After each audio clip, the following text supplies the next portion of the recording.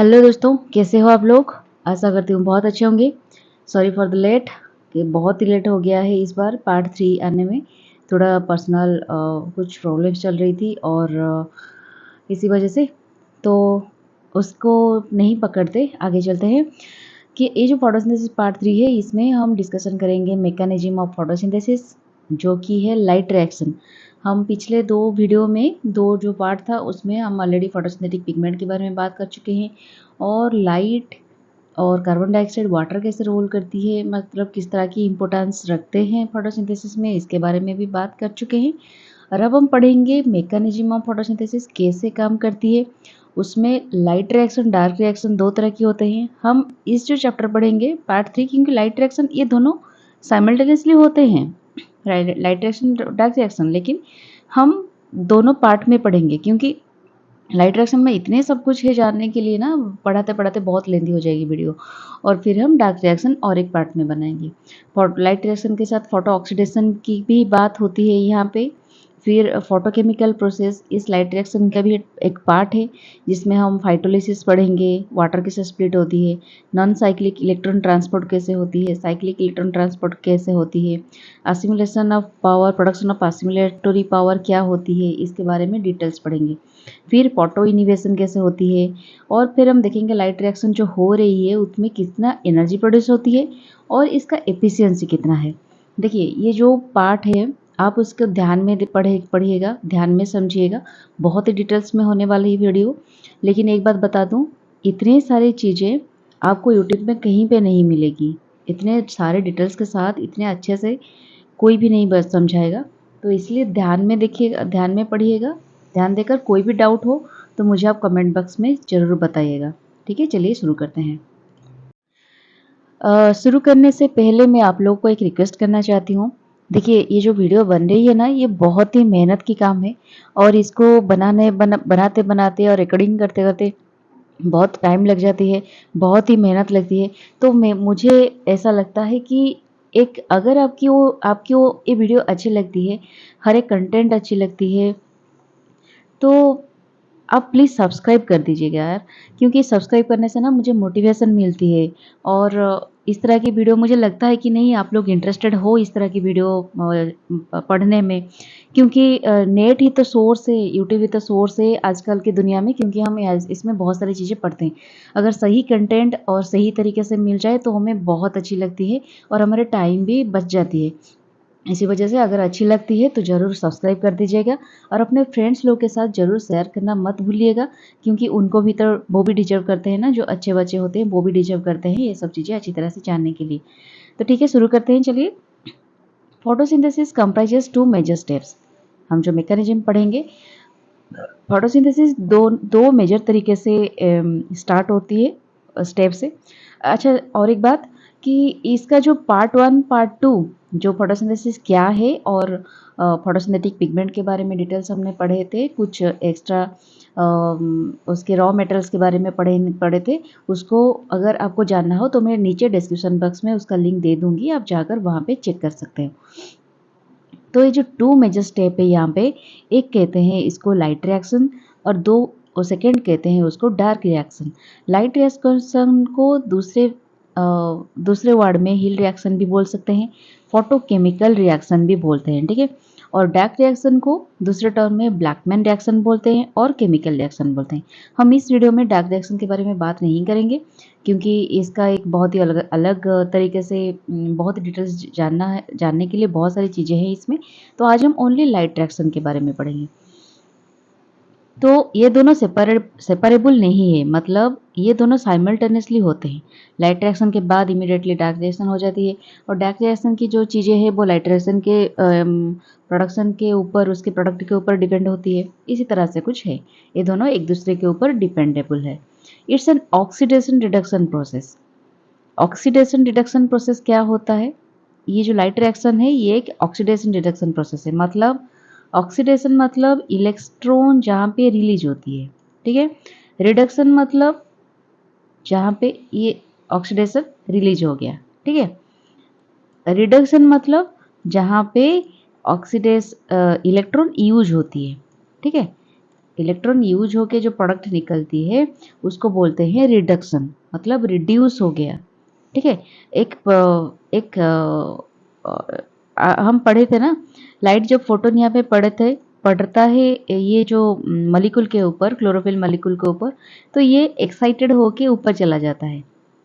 ठीक है, इसमें इलेक्ट्रॉन निकल जाता है तो यहाँ पे ऑक्सीडेशन हो जाता है और इस इलेक्ट्रॉन निकलते निकलते यहाँ पे एटीपी प्रोड्यूस हो जाती है। ठीक है, फोटोसिस्टम 1 के पास चली जाती है। ये हम पढ़ेंगे आगे नॉन साइक्लिक रिएक्शन कैसे होती है।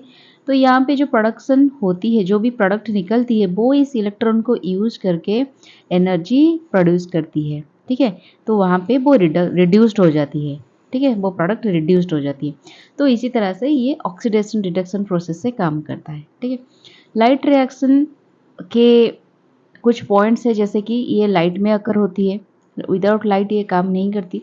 अकर्स इन ग्राना ऑफ क्लोरोप्लास्ट, हमने पढ़ा था जो पार्ट नंबर वीडियो पार्ट 1 में कि क्लोरोप्लास्ट की जो ग्राना होती है, थाइलाकड़ होती है, थाइलाकड़ की जो स्टेक होती है, मतलब ये हो गया क्लोरोप्लास्ट, क्लोरोप्लास्ट में ये सब थाइलाकॉइड होते हैं। ये टोटल स्टेक्स को ग्राना बोलते हैं।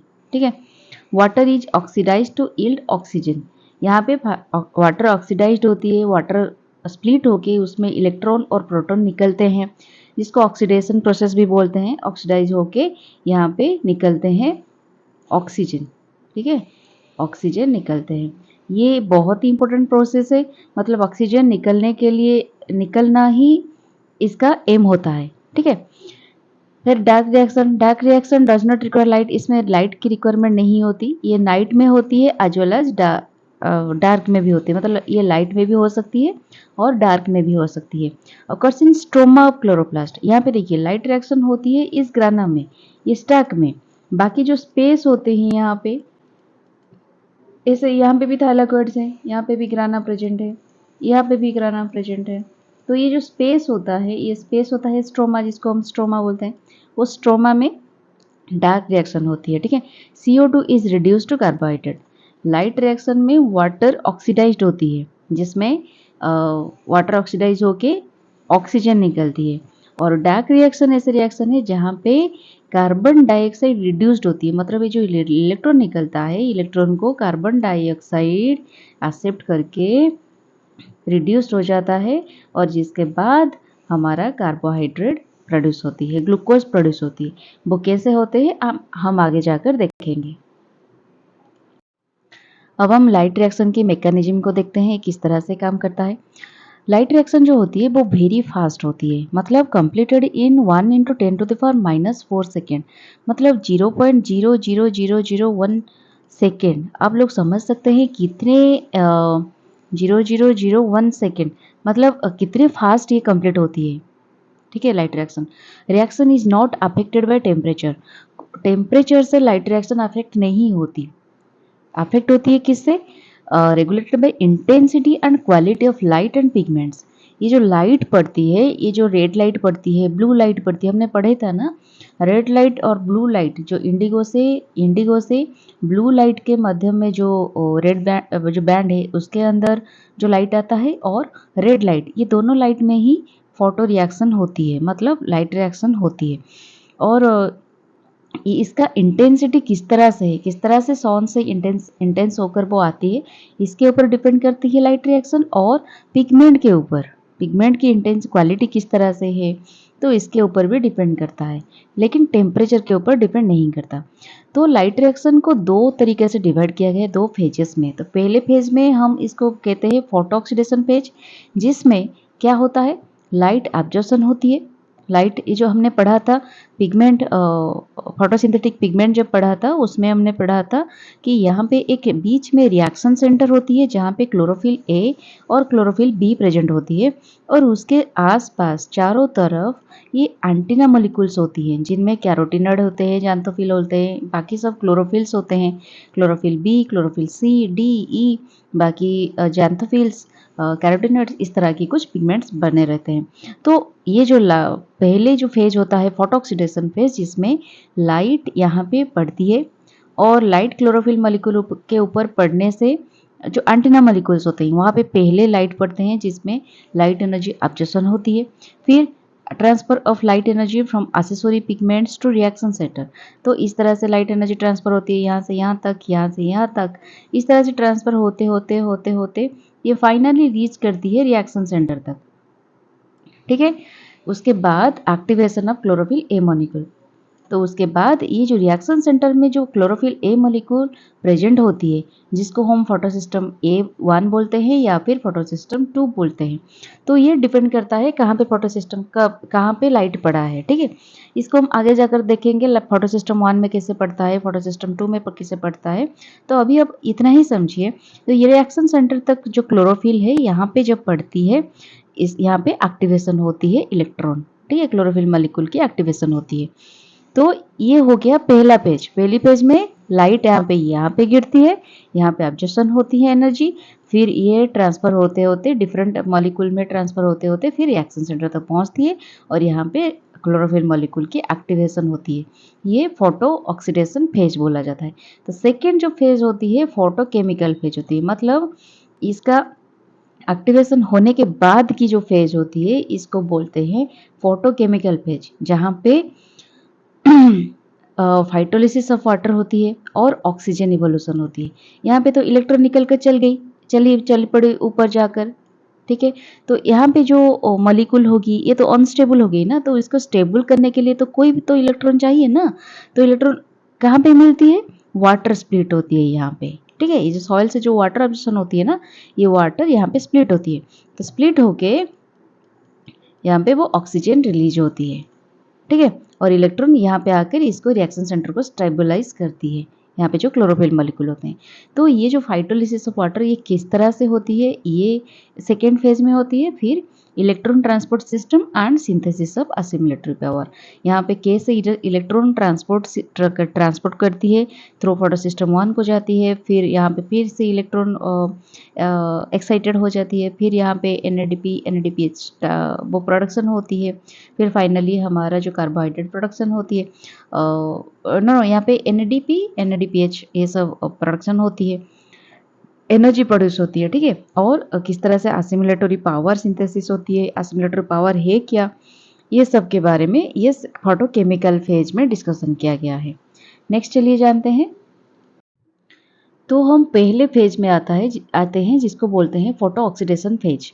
तो इसमें क्या होता है, जैसे कि मैंने आपको बताया, starts with absorption of light, इसमें लाइट की एब्जॉर्प्शन होती है, and ends with excitation of reaction centre. ये स्टार्ट होती है, यहाँ पे आप देख सकते हैं इस इमेज में, यहाँ पे फोटन जो लाइट की एनर्जी है, इसको फोटन बोलते हैं ना, यूनिट को, लाइट के जो यूनिट होते हैं उसको फोटन बोलते हैं।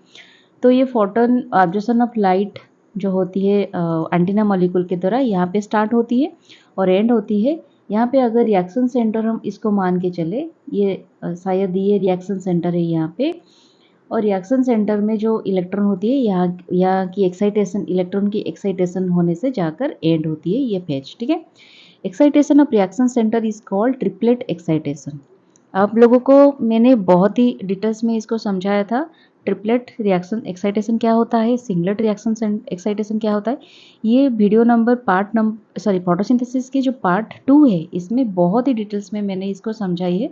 आप वहाँ पे जाकर देखिए, क्योंकि मैंने अगर इसको ट्रिपलेट एक्साइटेशन क्या है, सिंगलेट एक्साइटेशन क्या है, इसको अगर मैंने फिर से बताना शुरू कर दिया तो बहुत ही लेंदी हो जाएगा वीडियो। ठीक है, तो ये ट्रिपलेट एक्साइटेशन इसको बोलते हैं। थोड़े से बता देती हूँ, क्योंकि यहाँ पे जो इलेक्ट्रॉन होती है ये उसका जो स्पिन होती है, मतलब इलेक्ट्रॉन ये तो घूमते रहते हैं ना। ठीक है, इसका जो स्पिन होते हैं तो एक ही डायरेक्शन में होते हैं। ये शायद इलेक्ट्रॉन है, इसका जो इलेक्ट्रॉन है, ये दोनों इलेक्ट्रॉन सेम स्पिन में अगर घूमते हैं तो इसको ट्रिपलेट एक्साइटेशन बोलते हैं। ठीक है, तो यहाँ पे रिएक्शन सेंटर में जो एक्साइटेशन होता है ये ट्रिपलेट एक्साइटेशन बोलते हैं, और जो एक्सेसरी पिगमेंट जिसको हम एंटीना मॉलिक्यूल कहते हैं, यहाँ पे जो एक्साइटेशन होती है पिगमेंट की, उनको सिंगलेट एक्साइटेशन बोलते हैं। सिंगलेट एक्साइटेशन किसके साथ जुड़ा हुआ है, आप लोगों को बताना है कमेंट बॉक्स में, एक बार पोस्ट करके थोड़ा मुझे बोलिए। तो सिंगलेट एक्साइटेशन जो होता है इसको क्या बोलते हैं, इसको बोलते हैं, मैं बता देती हूँ, इसको बोलते हैं फ्लोरोसेंस। ठीक है, फ्लोरोसेंस में क्या हो गया, अगर वो एक्साइटेड होके एस ग्राउंड स्टेज से एक्साइटेड होके इलेक्ट्रॉन चला जाता है ऊपर सिंगलेट एस फेज में, S1 फेज में या फिर S2 फेज में जाता है, वहाँ पे रिटर्न करके फिर वो वापस ग्राउंड लेवल पर आता है। ठीक है, यही तो होता है ना सिंगलेट एक्साइटेशन। तो इसको फ्लोरोसेंस बोला जाता है। ठीक है, ये जो फोटो एनर्जी जितने वेवलेंथ के साथ आया होगा, जब फ्लोरोसेंस में हीट लॉस होती है, हीट लॉस होके इलेक्ट्रॉन वापस आती है ग्राउंड स्टेज में, वहाँ पे डबल वेवलेंथ हो जाती है। जो एनर्जी का जो हीट लॉस होती है वो हीट डबल वेवलेंथ के साथ होती है, तो इसको फ्लोरोसेंस बोलते हैं। ये होता है एंटीना मॉलिक्यूल के साथ, एक्सेसरी पिगमेंट के साथ। ठीक है, लेकिन जब ट्रिपलेट एक्साइटेशन होती है वहाँ पे अगर ये हो गया, ये देखिए ये और एक बार समझा देती हूँ आप लोगों को। ये हो गया ग्राउंड स्टेट, यहाँ पे हो गया सिंगलेट मतलब सिंगलेट एक्साइटेशन, यहाँ पे हो गया ट्रिपलेट एक्साइटेशन। तो यहाँ पे जो इलेक्ट्रॉन डायरेक्ट ग्राउंड स्टेट में न आके डाइवर्ट होके यहाँ पे आती है। तो यहाँ पे आने के बाद तो फिर ये इलेक्ट्रॉन लॉस करके जब ग्राउंड स्टेट को जाता है, इसको बोलते हैं ट्रिपलेट एक्साइटेशन। ठीक है, यहाँ पे जो डाइवर्ट हो गया इसको बोलते हैं ट्रिपलेट एक्साइटेशन। ये जो इलेक्ट्रॉन लॉस करके हीट लॉस करके यहाँ पे आता है, तो ये जो वेवलेंथ होता है ये सेम वेवलेंथ होता है। मतलब ये जो फोटो एनर्जी यहाँ पे पड़ा है, ठीक है, जितना वेवलेंथ होगा इस वेवलेंथ से सेम होगा या फिर थोड़ा ही ज़्यादा होगा, फ्लोरोसेंस की तरह ज़्यादा नहीं होगा, तो इसको फॉस्फोरेसेंस बोलते हैं। ठीक है, ये आप याद रख सकते हो। फिर singlet excitation caused by blue light, आपको पता होगा जो एक्सेसरी पिगमेंट के ऊपर जो पड़ता है, जहाँ पे सिंगलेट एक्साइटेशन होता है ये ब्लू लाइट के वजह से होता है, और ट्रिपलेट एक्साइटेशन जो होता है वो रेड लाइट के वजह से होता है।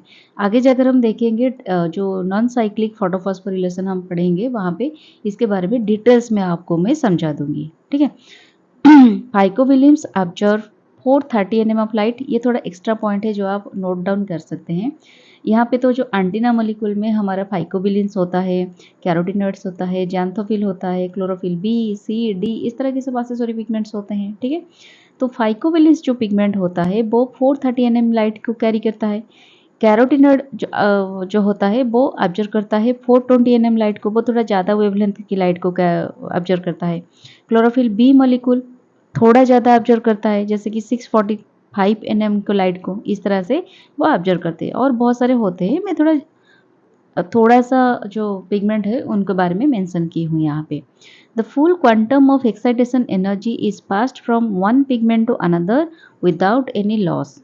ठीक है, यहाँ पे जो एनर्जी ट्रांसफर होती है, मतलब देखो यहाँ पे फोटन लाइट जो पड़ती है इस मॉलिक्यूल के ऊपर मान के चलो पड़ता है, तो यहाँ पे ये एक्साइटेड हो गया, फिर एक्साइटेड होके सिंगलेट स्टेट में, फिर वो वापस आ गया फ्लोरोसेंस होके यहाँ पे ग्राउंड स्टेट को आ गया, फिर ये वाला चार्ज हो गया, यहाँ पे इलेक्ट्रॉन एक्साइटेड होकर ऊपर चला गया, फिर वो इलेक्ट्रॉन लॉस करके फिर वापस आके इस मॉलिक्यूल में पड़ा, तो इस मॉलिक्यूल, तो इस तरह से ये ट्रांसफर होता है ना, इस तरह से एनर्जी। तो जो एनर्जी होता है ये इतना ज़्यादा लॉस नहीं होता, मतलब ये जो एनर्जी होता है, एनर्जी इसमें ज़्यादा लॉस नहीं होता। ठीक है, लेकिन रिएक्शन सेंटर में जो पड़ता है लाइट, उसमें एनर्जी बहुत लॉस होता है, जो कि ट्रिपलेट एक्साइटेशन होता है। ट्रिपलेट एक्साइटेशन में एनर्जी बहुत लॉस होता है, लेकिन सिंगलेट एक्साइटेशन में एनर्जी बहुत ही कम लॉस होता है। ठीक है, नेक्स्ट चले जानते हैं। तो यहाँ पे जो पहली फेज होती है वो किस तरह से काम करती है इसके बारे में मेंशन किया गया है। जैसे कि during this event the pigment that originally have the excitation energy drop to its ground state and the recipient pigment becomes excited. यही बात बोल रहा है कि जो फोटो जो लाइट होता है वो जो पड़ता है पहले एंटीना मॉलिक्यूल के ऊपर पड़ता है, तो एंटीना मॉलिक्यूल से एनर्जी ट्रांसफर हो के तो फाइनली जाता है रिएक्शन सेंटर पे, और रिएक्शन सेंटर पे जो रिसिपिएंट पिगमेंट होती है वहाँ पे क्लोरोफिल वो होता है रिएक्शन सेंटर में, क्लोरोफिल ए, तो क्लोरोफिल ए बिकम एक्साइटेड। ठीक है, एक्साइटेड होके electrons are transfer to reaction centre of PS P680 and P700। आपको पता है रिएक्शन सेंटर में PS फोटो सिस्टम 1 होता है या फिर फोटो सिस्टम 2 होता है। फोटो सिस्टम 1 जो होता है वो 700 nm वेवलेंथ कैरी करता है, और फोटो सिस्टम 2 जो होता है वो 680 nm वेवलेंथ कैरी करता है। ठीक है, तो ये डिपेंड करता है कहाँ पे लाइट पड़ा है, वहाँ पे किस तरह की लाइट पड़ी है। अगर फोटो सिस्टम 2 में पड़ता है तो वो ब्लू लाइट होगी, फोटो सिस्टम 1 में अगर पड़ा होगा तो वो रेड लाइट होगी। ठीक है, तो इस तरह से after receiving electron reaction centre is excited and release electron. ठीक है, ये बात समझ में आ गई। फिर इसका जो केमिकल फॉर्मूला होता है कैसा होता है, क्लोरोफिल, क्लोरोफिल के ऊपर लाइट पड़ा तो ये क्लोरोफिल प्लस हो गया और यहाँ पे क्या होता है, और यहाँ पे एक इलेक्ट्रॉन रिलीज हो गया, तो ये ऑक्सीडेशन प्रोसेस स्टार्ट हो गया। 1 electron is release at a time, जो रिलीज होता है वो एक वक्त पे एक ही इलेक्ट्रॉन रिलीज होती है एक टाइम पे। Electron lost by chlorophyll molecules are accepted by electron accepting molecules. ये जो क्लोरोफिल मॉलिक्यूल से इलेक्ट्रॉन एक्साइटेड होके जाता है ऊपर, यहाँ पे जो इलेक्ट्रॉन एक्सेप्ट करता है उसे कहते हैं इलेक्ट्रॉन एक्सेप्टिंग मॉलिक्यूल्स। तो जो इलेक्ट्रॉन इजेक्ट होता है PS2 जो कि P680 nm वेवलेंथ जो क्लोरोफिल होता है जो कि 680 nm वेवलेंथ कैरी करता है, वो अगर उसको PS2 बोलते हैं, वो PS2 में अगर, तो इसका जो इलेक्ट्रॉन इजेक्ट होता है इसको जो एक्सेप्ट करता है जो एलिमेंट, इसको बोलते हैं थियोफाइटिन। ठीक है, और जो PS1 सिस्टम से जो इलेक्ट्रॉन एक्साइटेड होकर ऊपर जाती है उसे एक्सेप्ट करती है एक अननोन सब्सटेंस जो कि कंटेन करती है FeS। ठीक है, जो FeS आयरन सल्फाइड जो कैरिड कर मतलब जो सब्सटेंस होती है उसमें FeS प्रेजेंट होती है। हियर ऑक्सीडेशन रिडक्शन अकर्स होती है। क्लोरोफिल इज ऑक्सीडाइज्ड, मतलब क्लोरोफिल से इलेक्ट्रॉन निकलती है तो वो ऑक्सीडाइज हो गया, and electron accepting substance is reduced. वो इलेक्ट्रॉन को एक्सेप्ट करती है इलेक्ट्रॉन एक्सेप्टिंग सब्सटेंस, तो वहां पे ये रिड्यूस्ड हो गया। ठीक है, फोटो ऑक्सीडेशन, फोटो ऑक्सीडेशन जो होता है हमारा, यहाँ पे फोटो ऑक्सीडेशन हुआ तो ये होता है occurs in both photo system. ये जो प्रोसेस होता है, फोटोलाइट पड़ता है ऊपर और इसके बाद एंटीना मॉलिक्यूल के ऊपर फिर रिएक्शन सेंटर के ऊपर, ये जो प्रोसेस होती है ये फोटो सिस्टम 1 में भी होती है और फोटो सिस्टम 2 में होती है। ठीक है, लेकिन जो फाइटोलिसिस ऑफ वाटर होती है, वाटर जो फाइटोलिसिस मतलब स्प्लिट करके इलेक्ट्रॉन जाता है जो फोटो सिस्टम के अंदर, ये ओनली होता है फोटो सिस्टम 2 में। फोटो सिस्टम 1 में फाइटोलिसिस नहीं होती और असिमुलेटरी पावर भी प्रोडक्शन नहीं होती। ठीक है, ये आपको याद रखनी है, मैं इमेज के द्वारा आगे जाकर आपको समझाऊंगी। फिर reaction centre of PS2 reacts with water, जो रिएक्शन सेंटर की जो क्लोरोफिल, यहाँ पे जो इलेक्ट्रॉन शिफ्ट होके ऊपर चला गया, यहाँ पे अनस्टेबल हो गया, ये जो क्लोरोफिल मॉलिक्यूल ये अनस्टेबल हो गया। इसको स्टेबल करने के लिए कुछ तो इलेक्ट्रॉन चाहिए ना, तो ये इलेक्ट्रॉन मिलता है वाटर से जो स्प्लिट होता है, अनकॉज इसको फाइटोलिसिस ऑफ वाटर बोलते हैं। और electrons derive from photolysis are carried to chlorophyll molecules, ये होता है फोटोसिस्टम 2 में फाइटोलिसिस। 680 nm वेवलेंथ वाली जो क्लोरोफिल मॉलिक्यूल है to fill gap created by ejection of electron in photosystem 2 RC centre. ठीक है, समझ में आ गया। फिर फोटोकेमिकल फेज होती है। फोटोकेमिकल फेज की जो पहली स्टेज होती है इसको बोलते हैं फाइटोलिसिस, हमने पढ़ा था पहली स्टेज होती है फाइटोलिसिस। सेकेंड स्टेज होती है electron transport and production of assimilatory power. तो फाइटोलिसिस जो होती है a primary photochemical process which involves O2। इसमें वाटर स्प्लिट होके, ठीक है, वाटर स्प्लिट होके प्रोटॉन H+ प्रोटॉन प्रोड्यूस होती है एंड ऑक्सीजन रिलीज होती है यहाँ पे। ठीक है, और इलेक्ट्रॉन भी निकलता है, और ये जो इलेक्ट्रॉन निकलता है इसको बैलेंस कर लेना आप, जो केमिस्ट्री के बच्चे होंगे इसको आराम से बैलेंस कर पाएंगे। जो इलेक्ट्रॉन होगा ये इलेक्ट्रॉन और तो जाएगी ये इलेक्ट्रॉन जाएगी क्लोरोफिल मॉलिक्यूल इसको ऑब्जर्व कर लेगी और O2 रिलीज हो गई यहाँ पे। ठीक है, और ये O2 आगे जाकर कौन सी चीज़ों में काम करेगा ये हम रेस्पिरेशन चैप्टर में पढ़ेंगे। ठीक है, फिर after a flash of light chlorophyll A जो कि होता है 680 nm वेवलेंथ वाली, जिसको हम क्या बोलते हैं photosystem 2, gets oxidized by ejecting an electron and comes to P680+ state. ये आपको पता होगा, पता है मैंने पिछले स्लाइड में। Light also split water molecule releasing electron and proton. ठीक है, लाइट ये जो लाइट पड़ती है सिर्फ तो लाइट तो सिर्फ क्लोरोफिल मॉलिक्यूल के ऊपर नहीं पड़ती, वो वाटर के ऊपर भी पड़ती है, क्योंकि सॉइल में जो वाटर है उसके ऊपर भी लाइट पड़ती है ना, तो उसके बाद वाटर स्प्लिट हो जाती है, जो कि इलेक्ट्रॉन भी रिलीज होती है और प्रोटॉन भी रिलीज होती है। Electron released in this state fills the holes created by in chlorophyll P680+ and converted to P680। ये मैंने आपको समझाया अच्छी तरीके से। The ultimate electron donor is water. तो इलेक्ट्रॉन जो आता है वाटर से, ये सबसे इम्पोर्टेंट इलेक्ट्रॉन है, जिसके वजह से स्टेबिलिटी मेंटेन होती है, क्लोरोफिल जो फोटोसिंथेसिस प्रोसेस है वो आगे बढ़ पाती है। तो नेक्स्ट चलिए जानते हैं। तो जो सेकेंड फेज हमारा होता है इसको बोलते हैं transport of electron and synthesis of assimilatory power. ठीक है, ट्रांसपोर्ट ऑफ इलेक्ट्रॉन इसको क्यों कहा जाता है, क्योंकि ये जो स्टेप है यहाँ पे इस फेज में इलेक्ट्रॉन ट्रांसपोर्ट करता है। तो किस तरह से इलेक्ट्रॉन ट्रांसपोर्ट करता है हम देखेंगे। देखिए, जो भी चीज़ें अभी तक मैंने आपको बताया वो सब कुछ यहाँ पे एक ही इमेज में समरी बन के प्रेजेंट है। ठीक है, ये फोटोन ऑफ लाइट है, लाइट यहाँ पे पड़ी, ये जो मॉलिक्यूल है इसको बोलते हैं एंटीना मॉलिक्यूल्स।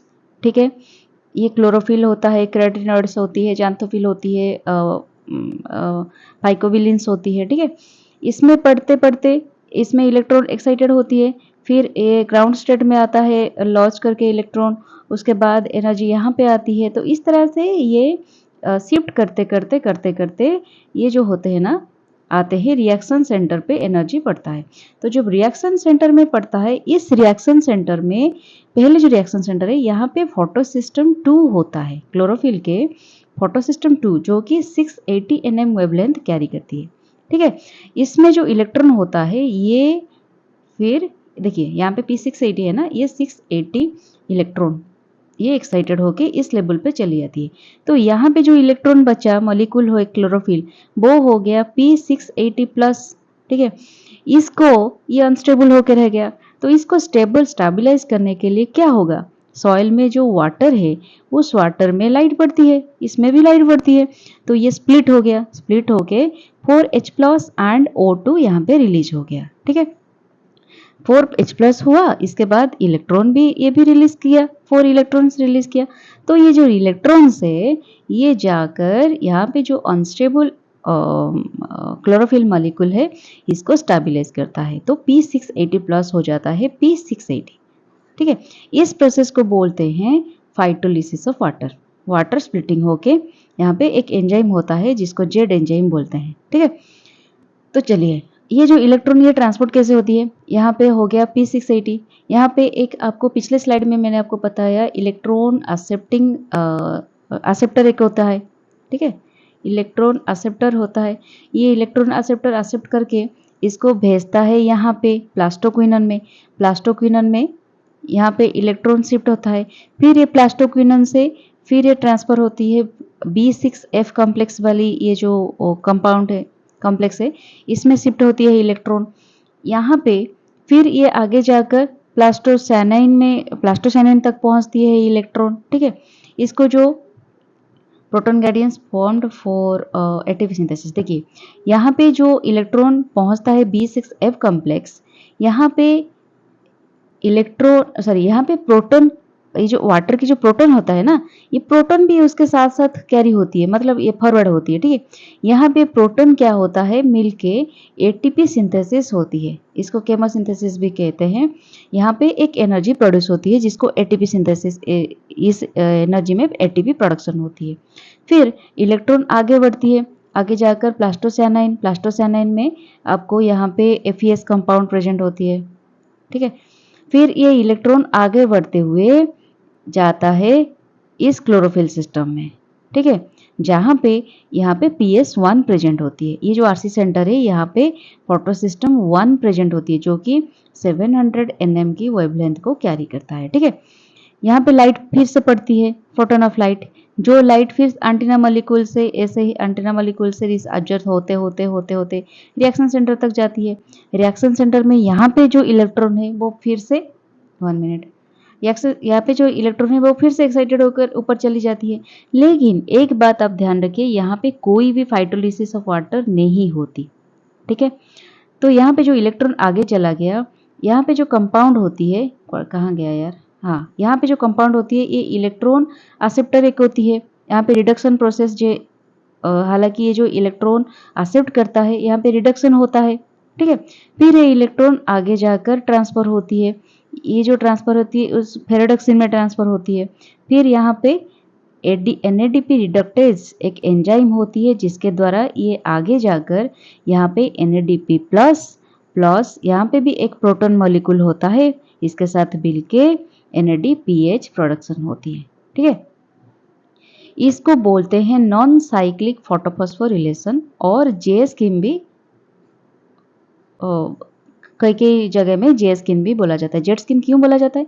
आप लोग देख सकते हैं इसका इमेज एक जेट शेप की तरह हुआ ना, इस तरह से एक जेट शेप की तरह हुआ है, तो इसको जेट स्किन भी बोलते हैं और नॉन साइक्लिक फोटोफॉस्फोरिलेशन भी बोलते हैं। ये पर्टिकुलरली अकर्स होते हैं एल्गी में, non cyclic photophosphorylation, and higher plants में भी होता है। इसको फोटोफॉस्फोरिलेशन क्यों बोलते हैं, हम इसके बारे में आगे जाकर पढ़ेंगे। ठीक है, नेक्स्ट चलिए जानते हैं। समझ में आ गया सब आप लोगों को? अगर समझ में नहीं आया तो मुझे कमेंट बॉक्स में ज़रूर बताइएगा। मुझे लगता है बहुत ही सिंपल है किस तरह से काम करता है, और उसमें इतने कॉम्प्लिकेटेड भी नहीं है। जो यहाँ पे वही सब कुछ बातें एक वर्ड फॉर्मेट में मैंने लिखा हुआ है, वो सब कुछ डिस्क्राइब करते हुए। देखिए इसका ये जो स्लाइड है ना, इस स्लाइड का जो भी आपको PDF वगैरह चाहिए, आप मुझे कमेंट बॉक्स में बता सकते हैं। अगर PDF चाहिए तो मैं आपको शायद इंस्टाग्राम की लिंक दे दूँगी और वहाँ पे जाकर आप डाउनलोड कर सकते हैं, या फिर अगर आपको लोगों को PDF चाहिए होगा तो मैं यहाँ पे फिर से यहाँ पे डिस्क्रिप्शन में डाल दूँगी उसकी लिंक PDF बनाकर। तो अगर चाहिए तो ही बोलिएगा, नहीं तो मैं इस तरह से प्रोवाइड नहीं कर पाऊँगी। ठीक है? तो ये सब यहाँ पे ये सब वर्ड के फॉर्मेट में लिखा हुआ है। अगर आप चाहो तो एग्ज़ाम में इसको एलाबोरेट करके लिख सकते हो।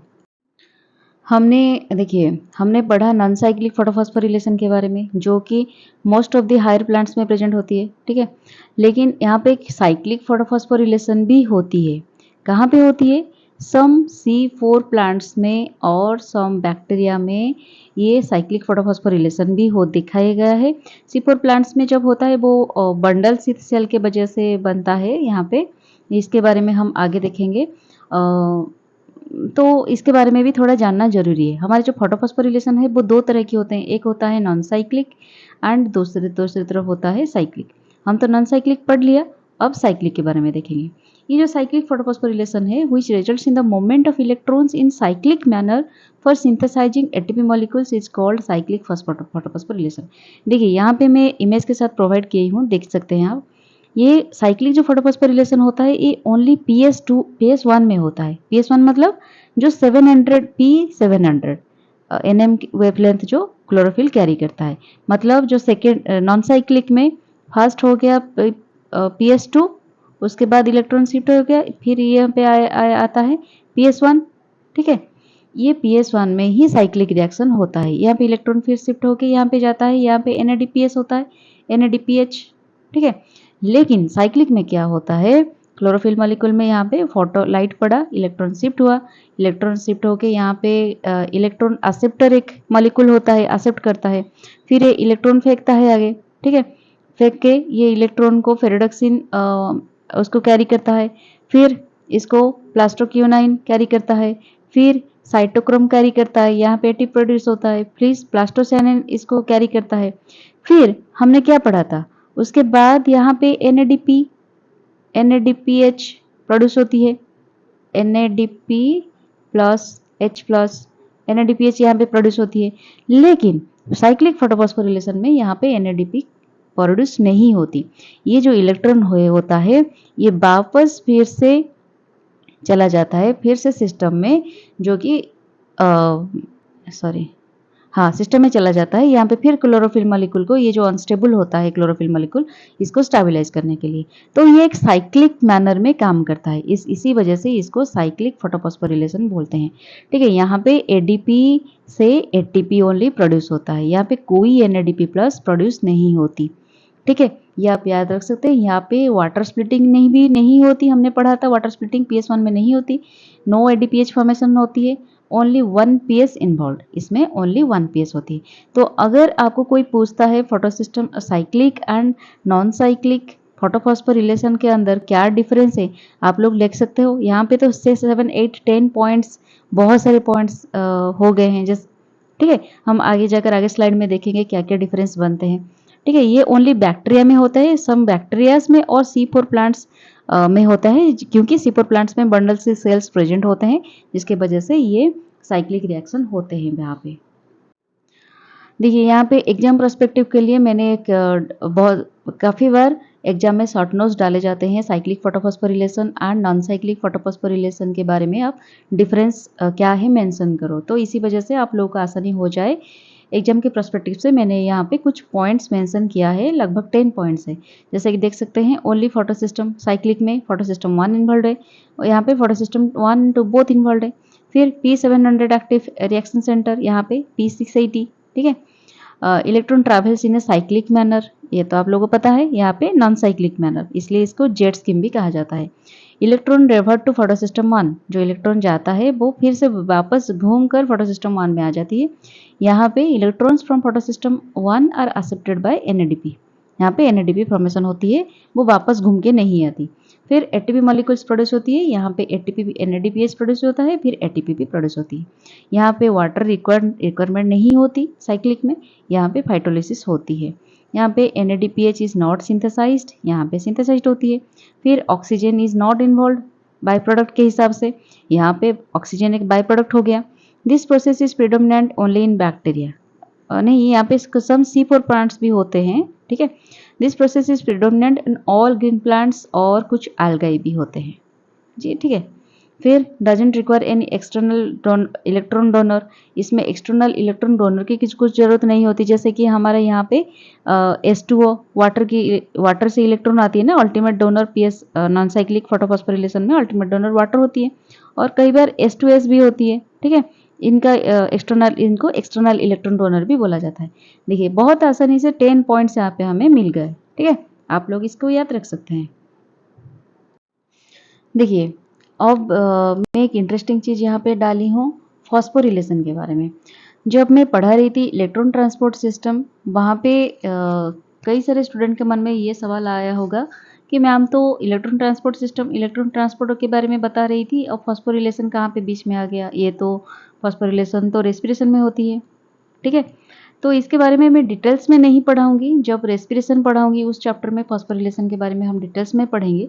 लेकिन यहाँ पे थोड़ा कंसेप्ट आपको क्लियर कर दूं, ये जो फॉस्फोरिलेशन का मतलब क्या होता है कि जहाँ पे ये एक प्रोसेस होता है जहाँ पे ATP सिंथेसिस होती है, ठीक है। ATP सिंथेसिस कई लेवल पे हो सकते हैं, जैसे कि सबस्ट्रेट लेवल में अगर हो तो उसे सबस्ट्रेट लेवल फॉस्फोरिलेशन बोलते हैं। अगर फोटोसिंथेसिस में होता है उसको फोटोफॉस्फोरिलेशन बोलते हैं।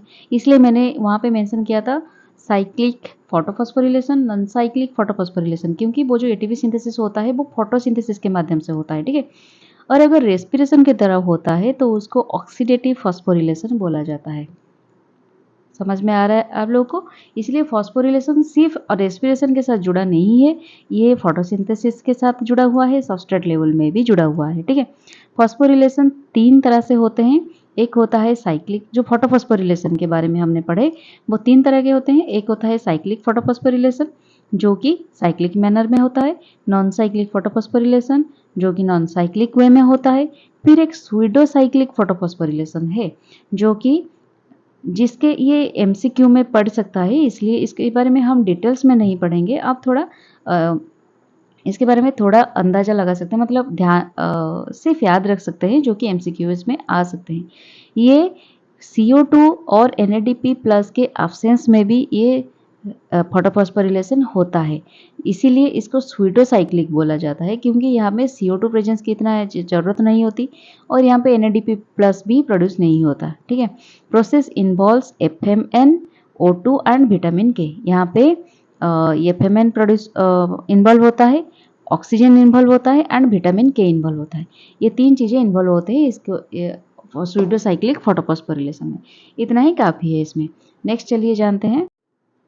यहाँ पे थोड़ा कुछ पॉइंट फोटोफॉस्फोरिलेशन और ऑक्सीडेटिव फोटोफॉस्फोरिलेशन के बारे में कई बार शॉर्ट आंसर टाइप में आंसर राइटिंग में ये क्वेश्चन आता है, इसके वजह से मैंने कुछ पॉइंट्स यहाँ पे डाले हुए हैं।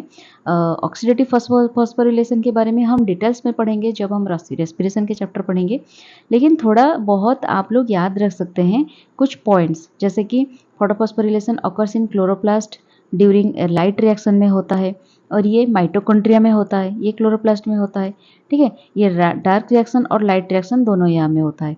यहाँ पे 18 मॉलिक्यूल्स ऑफ ATP प्रोड्यूस होता है। In formation of 1 glucose molecule के लिए 18 मॉलिक्यूल्स ऑफ ATP प्रोड्यूस होता है, लेकिन यहाँ पे 38 से लेकर 36 तक ATP प्रोड्यूस होता है for oxidation of one molecule of glucose, ठीक है। फिर यहाँ पे oxygen is used only in pseudocyclic photophosphorylation, यहाँ पे ओनली सूडोसाइक्लिक फोटोफॉस्फोरिलेशन में ही ऑक्सीजन यूज्ड होती है, नहीं तो ऑक्सीजन रिलीज होती है। इसके डिफरेंस को जानिए आप। यहाँ पे ऑक्सीजन इवॉल्व होता है, मतलब यूज नहीं होता, ओनली सूडोसाइक्लिक फोटोफॉस्फोरिलेशन में यूज होता है, लेकिन एंटायर प्रोसेस में यहाँ पे ऑक्सीडेशन यूज होती है। All green cells on illumination accomplish PP, हर तरह की ग्रीन सेल में फोटोफॉस्फोरिलेशन होती है, लेकिन ऑल लिविंग सेल्स परफॉर्म, लेकिन जो ऑक्सीडेटिव फोटोफॉस्फोरिलेशन, देखिए मैं इसको ओपी बोलती हूँ, ठीक है, और इसको ओपी, ये क्यों नहीं ठीक से होता, अरे अच्छा छोड़िए, कुछ प्रॉब्लम हुआ होगा। इसको मैं ओपी बोलती हूँ, इसको मैं पीपी बोलती हूँ, ठीक है। ये ऑल ग्रीन सेल में होता है, ये ऑल लिविंग सेल में होता है, ठीक है। फिफ्थ पॉइंट ये प्रोड्यूसेस रिड्यूस्ड कोएंजाइम, इसमें रिड्यूस्ड कोएंजाइम प्रोड्यूस होती है, यहाँ पे ऑक्सीडाइज्ड रिड्यूस्ड कोएंजाइम होता है। फिर energy stored in ATP is obtained by son, यहाँ पे सॉन से एनर्जी प्रोड्यूस होती है। ये कुछ ऑर्गेनिक कंपाउंड होते हैं जिसमें chemical energy converted to ATP होते हैं, यहाँ पे सॉन के एनर्जी कन्वर्ट नहीं होती, यहाँ पे कुछ केमिकल एनर्जी कन्वर्ट होते हैं। फिर यहाँ पे फाइटोलिसिस होता है, यहाँ पे synthesis of metabolic water in this process, new water formation होती है। यहाँ पे ये थाइलाकोइड मेम्ब्रेन में होती है, ये माइटोकॉन्ड्रिया मेम्ब्रेन में होती है। क्या हो गया यार, छोड़ो। 4 प्रोटॉन्स आर ट्रांसपोर्टेड, यहाँ पे प्रोटॉन भी ट्रांसपोर्ट होती है, मैंने आपको दिखाया नॉन साइक्लिक फोटोफॉस्फोरिलेशन में किस तरह से काम करता है प्रोटॉन। फिर यहाँ पे 6 प्रोटॉन ट्रांसपोर्ट होती है। It involves oxidation of H2O to O2, ठीक है, with NADP acts as a final electron acceptor, ये भी मैंने आपको बताया। यहाँ पे involves reduction of O2 reduction होती है, मतलब ये इलेक्ट्रॉन एक्सेप्ट करके O2 बनती है, with electrons donated bye NADH and FADH2, O2 will be the final electron acceptor. यहाँ पे NADP इलेक्ट्रॉन फाइनल एक्सेप्ट करती है, लेकिन यहाँ पे ऑक्सीजन फाइनल इलेक्ट्रॉन एक्सेप्ट करती है। ये कैसे होता है हम जब रेस्पिरेशन पढ़ेंगे तब जानेंगे। फिर ऑकर्स इन फोटोसिंथेटिक सेल, ये एरोबिक सेल में होता है, ठीक है। देखिए बहुत सारे पॉइंट्स हो गए, आप जितने याद रख सकते हैं उतना मेंशन कर सकते हैं एग्जाम में। अब दोस्तों हम डिस्कशन करेंगे फोटो इनहिबिशन के बारे में, ठीक है। ये फोटो इनहिबिशन एक्चुअली होती क्या है।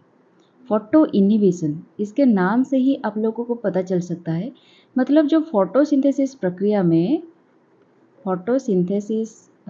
जो प्रक्रिया होती है वहाँ पे अगर कुछ हडल्स होती है, ऑब्स्ट्रकल होती है, फोटोसिंथेसिस अच्छी तरह से नहीं हो पाती है, उसको बोलते हैं फोटो इनहिबिशन, ठीक है। समझ में आ रहा है आप लोगों को कि क्या क्या ऐसी चीज़ होता है जिसके वजह से फोटो इनहिबिशन होता है, और फोटो इनहिबिशन से प्रोटेक्शन कैसे मिलती है। PS2 जो कंपाउंड होती है, क्लोरोफिल मॉलिक्यूल होती है, उसको प्रोटेक्शन कैसे मिलता है। देखिए यहाँ पे D1 एक प्रोटीन होता है, ठीक है। ये जो D1 प्रोटीन है ये फोटो सिस्टम 2 के साथ एसोसिएटेड होती है। जो आरसी सेंटर में, हमारी रिएक्शन सेंटर में फोटो सिस्टम 2 होती है, उसमें D1 प्रोटीन होती है। ये susceptible to photo induced damage होती है। अगर लाइट जो क्लोरोफिल मॉलिक्यूल्स के ऊपर पड़ती है, अगर ये लाइट थोड़ी हाई इंटेंशन की हो, या फिर इसमें कुछ ईवी लाइट वगैरह या फिर इंफ्रारेड कुछ हाई इंटेंसिटी हाई वेवलेंथ वाली हो, तो क्या होता है, ये क्लोरोफिल मॉलिक्यूल इसमें जो D1 प्रोटीन होती है फोटो सिस्टम 2 में, वो थोड़ा डैमेज होने की चांसेस रहती है। फिर भी कुदरत ने ऐसी एक चीज़ बनाई है जिसके मतलब कुदरत ने सब कुछ ना सोच समझ कर बनाती है। इसको फोटो इनहिबिट अगर हो गया तो हमारा फोटोसिंथेसिस कैसे होगा। इसी वजह से कुदरत ने क्या किया, इसको प्रोटेक्शन भी देने की व्यवस्था की है, ठीक है, नेचर ने। तो D1 प्रोटीन 3 डिफरेंट लेवल से प्रोटेक्शन होता है। फिर भी कई बार ऐसे हो जाता है कुछ रेयर केसेस में कि इतने प्रोटेक्शन होने के बाद भी, शील्ड इतने सारे होने के बाद भी फोटो इनहिबिशन कभी कभी हो जाती है, लेकिन वो बहुत ही रेयर है। बहुत ही ऐसी कंडीशन होती है, आगे जाकर हम पढ़ेंगे कि वहाँ पे फोटो इनहिबिशन होती है, लेकिन मैक्सिमम केसेस में ऐसा नहीं होता। हम वो रेयर केसेस के बारे में पढ़ रहे हैं, ठीक है।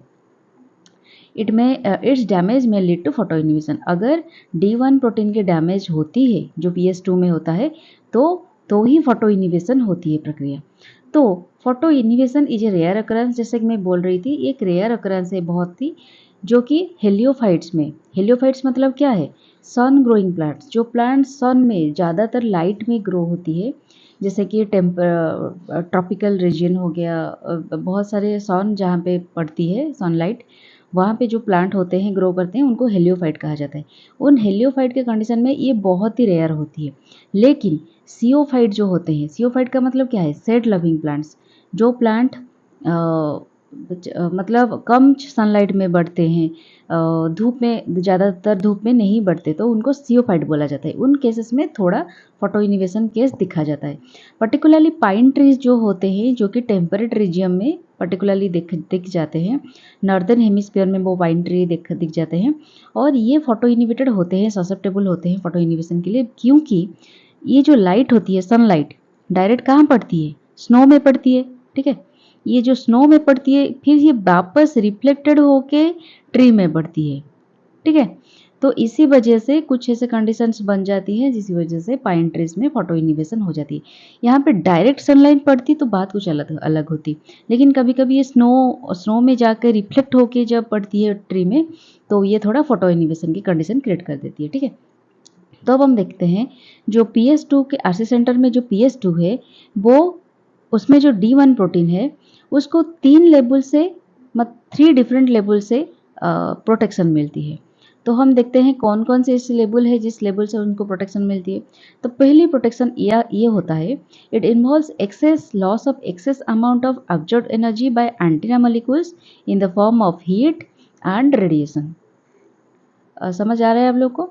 जब सनलाइट पड़ती है, ये हो गया रिएक्शन सेंटर, इसके चारों तरफ ये छोटे छोटे एंटीना मॉलिक्यूल्स होते हैं। ये एंटीना मॉलिक्यूल्स भी क्लोरोफिल मॉलिक्यूल्स होते हैं ना। तो सनलाइट जब एंटीना मॉलिक्यूल्स के ऊपर पड़ता है, तो यहाँ पे एनर्जी यहाँ तक जाती है, यहाँ पे जाता है। तो कभी कभी क्या होता है ना, यहाँ पे जो पड़ता है, फ्लोरोसेंस के बाद हम पढ़े थे, फ्लोरोसेंस और फॉस्फोरेसेंस के बाद हम पढ़े थे, जब फोटोसिंथेटिक पिगमेंट हमने पढ़ाया था। ठीक है, तो ये जो पड़ती है यहाँ पे फोटोलाइट, ये क्या होती है, जब एनर्जी यहाँ पे आती है, कभी कभी बहुत ही हीट लॉस हो जाती है।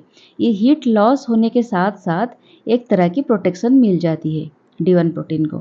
ठीक है, इस तरह से ये फास्ट लेवल की प्रोटेक्शन मिलता है इनको। अगर ये केसेस ज़्यादातर हीट लॉस नहीं हो पाती है, ठीक है, अब फेल्स हो जाती है, हीट लॉस होने में इस स्टेज फेल हो जाती है, तो second level of protection immediately मिल जाता है, ऑपरेट हो जाती है। देखिए नेचर किस तरह से बनाया है, कुदरत ने किस तरह से चीज़ें बनाया है।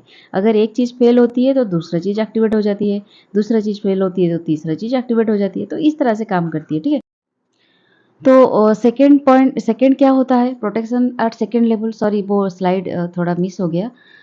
सेकेंड लेवल क्या होता है, इसमें थोड़ा टॉक्सिस, जब लाइट पड़ती है ना, कुछ टॉक्सिक एलिमेंट क्रिएट हो जाते हैं हमारे क्लोरोफिल मॉलिक्यूल्स के आसपास, जैसे कि क्लोरीन हो गया, ऑक्सीजन हो गया, H2O2 हो गया, OH हो गया।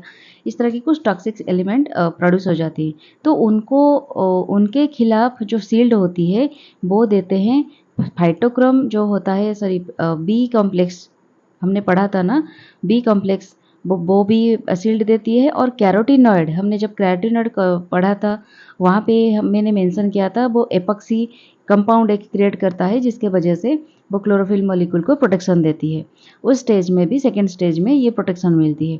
अगर ये प्रोटेक्शन भी फेल हो जाती है सेकेंड लेवल में, तो D1 प्रोटीन डिग्रेड होना स्टार्ट हो जाती है, D1 प्रोटीन फोटो इनिवेशन हो जाती है। ठीक है, ये दोनों लेवल अगर काम नहीं कर पाती, तो ही D1 प्रोटीन जो होता है वो फोटो इनिवेशन होता है। तो अब बात आई, तो प्रोटेक्शन थर्ड लेवल में कैसे मिलता है, ये बात बहुत ही इंपॉर्टेंट है। जब सेकेंड प्रोटेक्शन मतलब फेल हो जाती है, तो फोटो इनिवेशन हो गया। उसके बाद क्या होता है, जो D1 प्रोटीन डैमेज हुआ था वो गेट्स रिपेयर्ड, वो रिपेयर्ड होने लगता है। किस तरह से रिपेयर्ड होता है, एक डेनोवो सिंथेसाइज्ड D1 प्रोटीन और एक डेनोवो सिंथेसाइज्ड D1 प्रोटीन वो इंसर्ट हो जाती है in place of damage protein. समझ में आया आप लोगों को? ठीक है, वहाँ पे ये हो जाती है, इंसर्ट हो जाती है। This repairing makes PS2 RC center functional again, aborting photo inhibition. जो नया D1 प्रोटीन वहाँ पे सिंथेसाइज हो जाती है, इसके वजह से ये जो PS2 रिपेयर होना स्टार्ट हो जाती है। उसको अगर हम एक हायरार्ची फॉर्म में लिखें तो क्या होता है, देखिए यहाँ पे एक बहुत ही सिंपल फॉर्मेट में मैंने दिया है। फोटोन एमिटेड फ्रॉम सन से फोटोलाइट आती है। Proton absorbed bye pigments, pigment के द्वारा फोटोन एब्जॉर्ब हुआ जो एंटीना मॉलिक्यूल से। तो ये क्या यहाँ पे क्या होता है, यूटिलाइज्ड इन फोटोसिंथेसिस। दो तरह की कंडीशन बन सकती है। एक तो ये कि फोटोसिंथेसिस, वो जो लाइट ऑब्जर्व हुआ, फोटोन ऑब्जर्व हुआ वो पिगमेंट के द्वारा, वो यूटिलाइज हो जाती है, फिर फोटोसिंथेसिस हो जाती है, फोटोमॉर्फोजेनेसिस हो जाती है, फोटोपीरियडिज्म, इस तरह की कुछ चीज़ें आगे बढ़ती चलती है। अगर यहाँ पे फोटोसिंथेसिस नहीं हुआ, कुछ एक्सेस फोटोन यहाँ पे बढ़ गई, तो ये यहाँ पे दो कंडीशन होती है। एक तो हो गया loss by heat and radiation, जो कि एक प्रोटेक्शन लेवल 1 यहाँ पे हमने पढ़ा था, फर्स्ट लेवल की प्रोटेक्शन देती है। अगर लॉस नहीं हो पाती है तो ये प्रोटेक्शन, देखिए फर्स्ट लेवल की प्रोटेक्शन हो गया। अगर लॉस नहीं हो पाती है, कुछ टॉक्सिक प्रोडक्ट यहाँ पे जमा हो जाती है, जैसे कि क्लोरीन हो गया, O2 हो गया, H2O2, OH, इस तरह से। तो accumulated get oxidise through epoxide cycle और साइटोक्रोम B559। ये तो जो कंपाउंड होती है, ये एपॉक्साइड साइकिल होती है केराटिनॉइड में, ठीक है। ये आप लोग को याद रखनी है। ये दोनों चीज़ों के वजह से टॉक्सिक प्रोडक्ट जो होते हैं वो प्रोटेक्शन, ये दोनों की चीज़ों की वजह से टॉक्सिक प्रोडक्ट ज़्यादा हार्म नहीं कर पाते, और ये सेकेंड लेवल की प्रोटेक्शन दे देती है क्लोरोफिल मॉलिक्यूल को। अगर सेकेंड लेवल की प्रोटेक्शन भी फेल होती है तो D1 मॉलिक्यूल डैमेज्ड हो जाती है, ठीक है, टारगेट मॉलिक्यूल। उसके बाद फोटो इनिवेशन हो जाती है। फोटो इनिवेशन के बाद डैमेज पार्ट फिर से रिपेयर होती है, कैसे, और एक डेनोवो सिंथेसाइज्ड D1 प्रोटीन वहाँ पे इंसर्ट हो जाती है। उसके बाद फोटो इनिवेशन अबॉर्टेड हो जाती है। इसको बोला जाता है photo protection at third level. समझ में आ गया? बहुत ही सिंपल है, कुछ ज़्यादा समझने वाली बात भी नहीं है यहाँ पे, ठीक है। नेक्स्ट चलिए जानते हैं। अब हम पढ़ेंगे हमारा जो फोटोकेमिकल प्रोसेस हुआ था, उसमें जो लास्ट स्टेज था वो था प्रोडक्शन ऑफ असिमिलेटरी पावर। तो असिमिलेटरी पावर क्या होता है particularly? End product of light reaction is known as assimilatory power. Assimilatory power की हमारी जो फोटोसिंथेसिस होती है उसकी लास्ट प्रोडक्ट क्या होती है, फाइनल प्रोडक्ट। देखिए यहाँ पे नॉन साइक्लिक फोटोफॉस्फोरिलेशन के बारे में बात कर रही हूँ। साइक्लिक हो या फिर नॉन साइक्लिक हो, नॉन साइक्लिक की आखिरी प्रोडक्ट क्या होता है? NADPH, NADP प्लस और H प्लस, ये मिलकर हो जाती है NADPH। और कुछ ATP सिंथेसिस भी होती है यहाँ पे। साइक्लिक फोटोफॉस्फोरिलेशन की एंड प्रोडक्ट क्या होती है? ATP, ठीक है। तो उसको बोला जाता है assimilatory power. It includes reducing power, जिसको बोला जाता है, इसको रिड्यूसिंग पावर क्यों बोला गया है? क्योंकि ये इलेक्ट्रॉन एक्सेप्ट करता है, एक्सेप्ट करता है अगर तो रिड्यूस हो गया, अगर इलेक्ट्रॉन रिलीज होता तो इसको ऑक्सीडाइज्ड बोलते, ठीक है, याद रखना इसको। और ATP, जैसे मैंने आपको बोला, this power is used in reducing CO2 to carbohydrate. ये जो लाइट रिएक्शन होने के बाद जो ये पावर एनर्जी प्रोड्यूस हुई, ये यूज होता है CO2 को कार्बोहाइड्रेट में कन्वर्ट करने के लिए ये यूज होता है, ठीक है। It is a raw material for carbon fixation. समझ में आ गया? इन C3 प्लांट्स, जो प्लांट देखिए यहाँ पे C3 C4 प्लांट के बारे में थोड़ा बात उठेगी, लेकिन इसके बारे में आप घबराएगा मत, क्योंकि मैं इसके बारे में थोड़ा ज़्यादा डिटेल्स आपको तब दूंगी जब C3 C4 के बारे में मैं पढ़ाऊंगी, बहुत ही डिटेल्स में दूंगी, बहुत ही जल्द वो वीडियो लेकर आऊंगी मैं। अब बस इतना याद रखिए, C3 प्लांट्स जो होते हैं उनमें 3 मॉलिक्यूल्स, ज़्यादातर C3 प्लांट्स होते हैं, हमारे जो प्लांट किंगडम होते हैं ज़्यादातर C3 होते हैं, बहुत कम C4 होते हैं, ठीक है। तो C3 जो प्लांट्स होते हैं उनमें 3 molecules of ATP and 2 molecules of NADPH plus H2 produce होते हैं एक ऑक्सीजन मॉलिक्यूल इवॉल्व होने के लिए।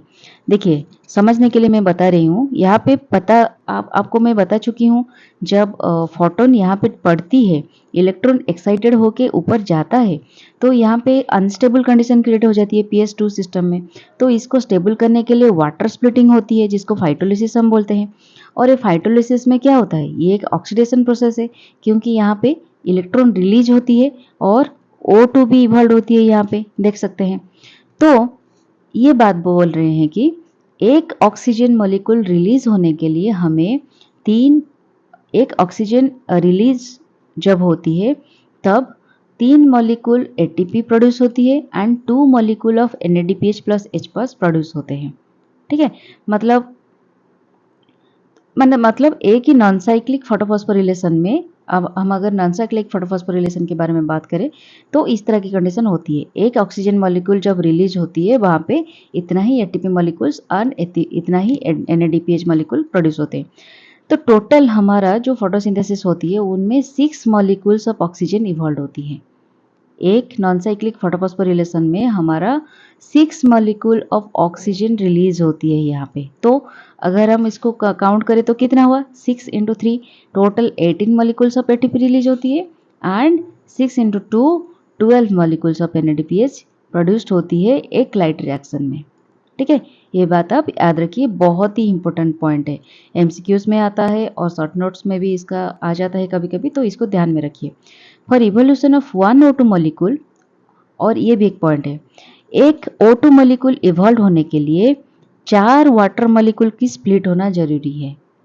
ठीक है, एक O2 मॉलिक्यूल इवॉल्व होने के लिए 4 वाटर मॉलिक्यूल की स्प्लिट होना जरूरी है।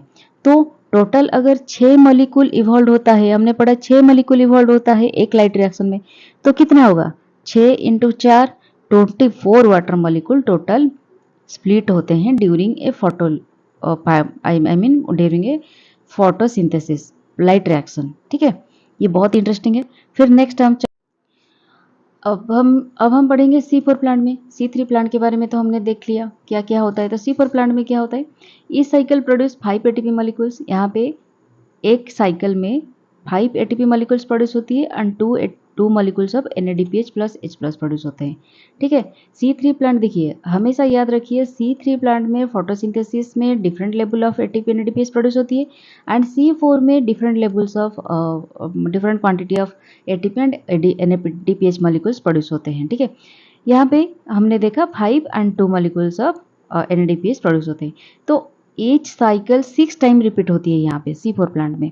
तो टोटल कितना हो गया, 30 मॉलिक्यूल्स ऑफ एटीपी प्रोड्यूस हुआ और 12 मॉलिक्यूल्स ऑफ NADPH प्रोड्यूस हुआ C4 प्लांट में, और additional 2 molecules of ATP produce होते हैं पर साइकिल बाय साइक्लिक फोटोफॉस्फोरिलेशन।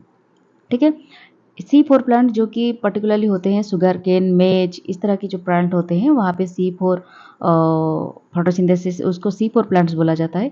देखिए पर्टिकुलरली मैं C4 एंड C3 के बारे में कभी और एक वीडियो में बहुत ही डिटेल्स में डिस्कशन करूंगी, क्योंकि यहाँ पे अगर मैं डिस्कशन करी तो बहुत ही लेंदी हो जाएगी। आप थोड़ा इतना ही याद रखिए, C4 में अलग होता है, C3 में अलग होता है, और C4 में पर्टिकुलरली साइक्लिक फोटोफॉस्फोरिलेशन होती है क्योंकि यहाँ पे बंडल शीथ सेल प्रेजेंट होती है।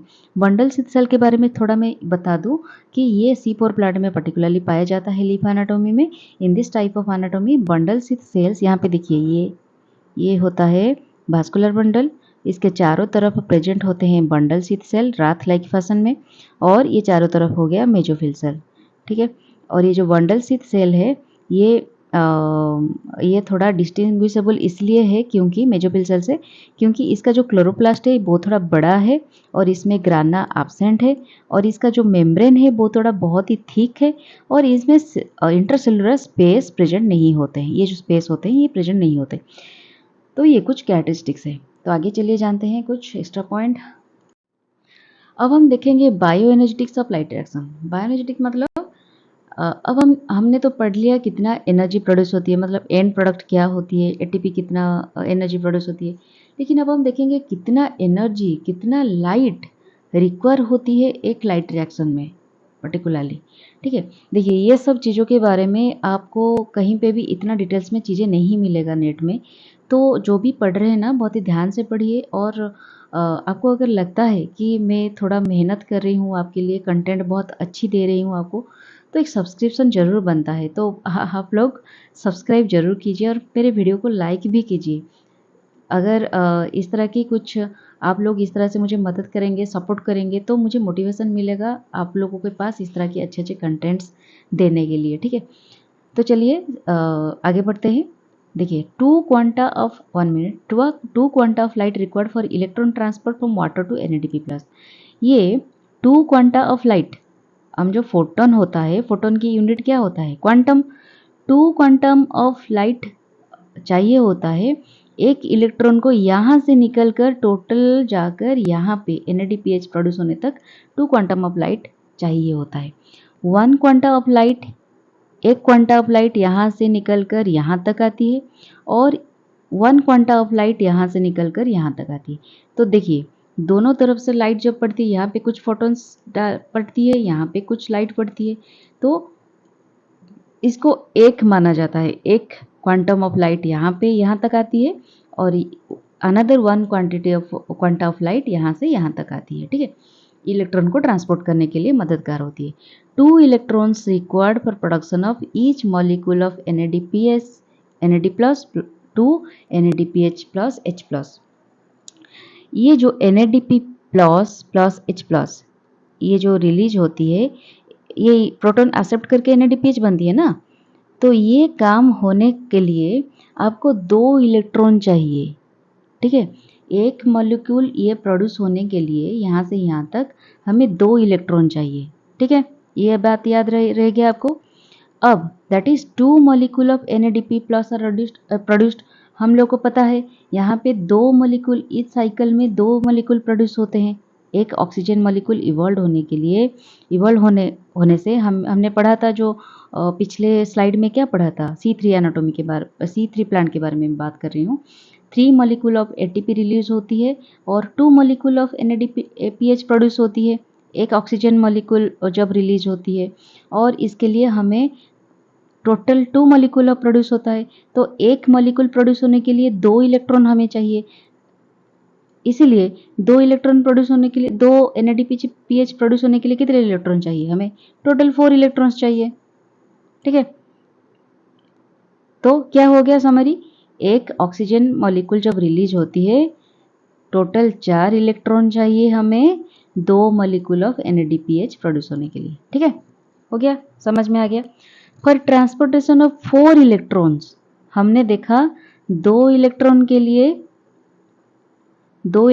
लिए हमें 2 फोटॉन एनर्जी चाहिए, ठीक है। यहाँ पे हमने पढ़ा था 2 इलेक्ट्रॉन के लिए 2 electrons required for production of each molecule.